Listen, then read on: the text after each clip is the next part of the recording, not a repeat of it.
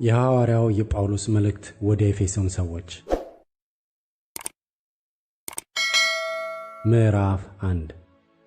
በእግዚአብሔር ፈቃድ የኢየሱስ ክርስቶስ ሐዋርያ የሆነ ጳውሎስ በኤፌሶን ላሉት ቅዱሳን በክርስቶስ ኢየሱስም ላሉት ምእመናን ከእግዚአብሔር ከአባታችን ከጌታም ከኢየሱስ ክርስቶስ ጸጋና ሰላም ለእናንተ ይሁን።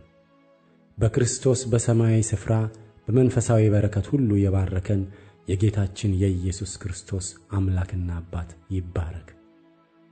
ዓለም ሳይፈጠር በፊቱ ቅዱሳንና ነውር የሌለን በፍቅር እንሆን ዘንድ በክርስቶስ መረጠን።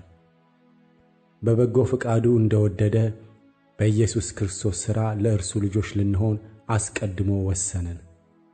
በውድ ልጁም እንዲያው የሰጠን የጸጋው ክብር ይመሰገን ዘንድ ይህን አደረገ።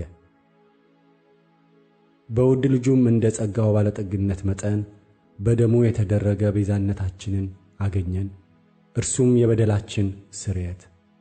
ጸጋውንም በጥበብና በአእምሮ ሁሉ አበዛለን፣ በክርስቶስ ለማድረግ እንደወደደ እንደ ሐሳቡ የፈቃዱን ምስጢር አስታውቆናልና። በዘመን ፍጻሜ ይደረግ ዘንድ ያለው ሐሳቡም በሰማይና በምድር ያለውን ሁሉ በክርስቶስ ለመጠቅለል ነው። እንደ ፈቃዱ ምክር ሁሉን የሚሠራ እንደ እርሱ ሐሳብ አስቀድመን የተወሰንን በክርስቶስ ደግሞ ርስትን ተቀበልን። ይኸውም በክርስቶስ አስቀድመን ተስፋ ያደረግን እኛ ለክብሩ ምስጋና እንሆን ዘንድ ነው።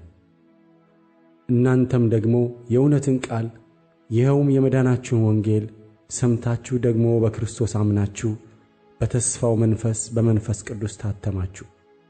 እርሱም የርስታችን መያዣ ነው፣ ለእግዚአብሔር ያለውን ሁሉ እስኪዋጅ ድረስ። ይህም ለክብሩ ምስጋና ይሆናል። ስለዚህ እኔ ደግሞ በእናንተ ዘንድ ስለሚሆን በጌታ በኢየሱስ ስለማመንና ለቅዱሳን ሁሉ ስለሚሆን መውደድ ሰምቼ ስለ እናንተ እያመሰገንኩ ስጸልይ ስለ እናንተ ማሳሰብን አልተውም። የክብር አባት የጌታችን የኢየሱስ ክርስቶስ አምላክ እርሱም በማወቅ የጥበብንና የመገለጥን መንፈስ እንዲሰጣችሁ እለምናለሁ። ይህም የልባችሁ ዓይኖች ሲበሩ የመጥራቱ ተስፋ ምን እንዲሆን በቅዱሳንም ዘንድ ያለው የርስት ክብር ባለጠግነት ምን እንዲሆን ለምናምንም ከሁሉ የሚበልጥ የኃይሉ ታላቅነት ምን እንዲሆን ታውቁ ዘንድ ነው። ክርስቶስንም ከሙታን ሲያስነሣው ካለቅነትና ከሥልጣንም ከኃይልም ከጌትነትም ሁሉ በላይና በዚህ ዓለም ብቻ ሳይሆን ነገር ግን ሊመጣ ባለው ዓለም ደግሞ ከሚጠራው ስም ሁሉ በላይ በሰማያዊ ስፍራ በቀኙ ሲያስቀምጠው በክርስቶስ ባደረገው ሥራ የብርታቱ ጉልበት ይታያል።